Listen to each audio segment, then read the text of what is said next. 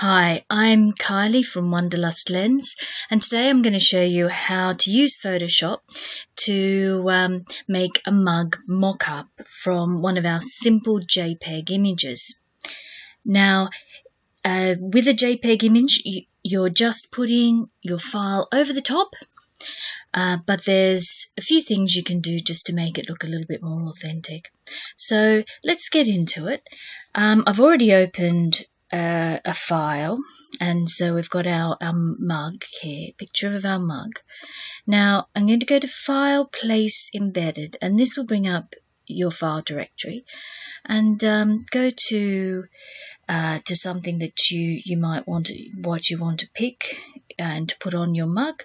So I'm going to put on this JPEG file. Now the problem with JPEG files is they will have a white background. Or a coloured background anyway. So I'm just going to change the size by pushing Shift down while dragging the corners to the right size, and then I'm going to just grab and move it over my mug to where I want it. Now once I've done that, you can either press return or press the tick button. Now to get rid of the white, we're going to make sure that the artwork is still selected in the layer panel, and we're going to go to the blend mode, and we're going to change it to multiply, and that will get rid of all the white, and it will blend it into the mug. So that's quite a simple way of doing it. You can grab it and move it around still if you want to, but and then when you're happy with it, you can file and select Save As. Now let's get rid of that, and let's do another one. So again, we're going to go to File, Place Embedded. This time I'm going to choose something with a bit of text. Now the problem with things with text is that they have very definite lines, and so sometimes when you've got a curvy mug, it doesn't look quite as authentic. So this file is actually a PNG file which hasn't got any white background, but if it did, you would change the blending mode for the layer that you've just added to multiply, like that. So, but we won't need to do that on this.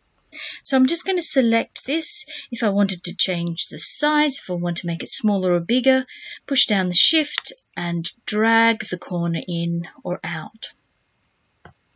So when you're happy, move it around, and then you can push either return or the tick button.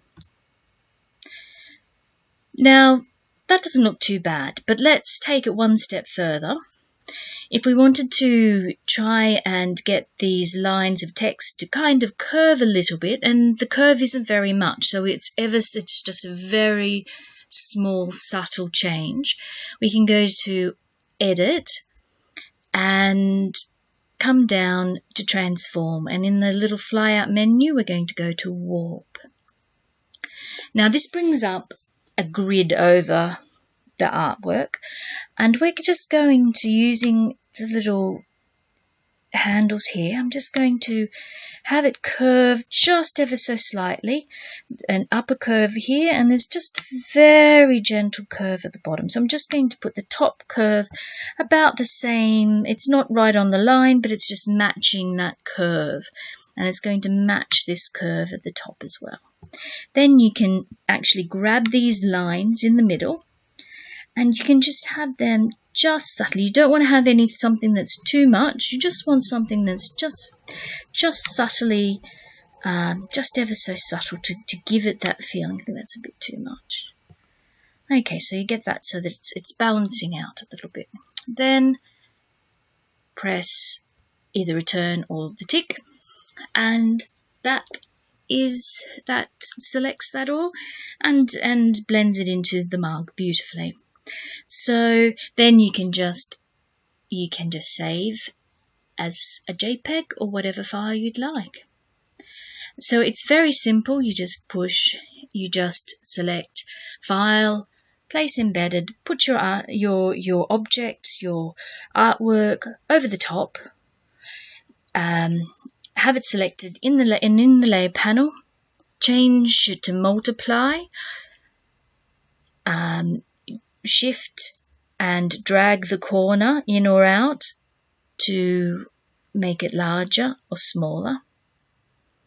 And if you want to create curves, you go to Edit,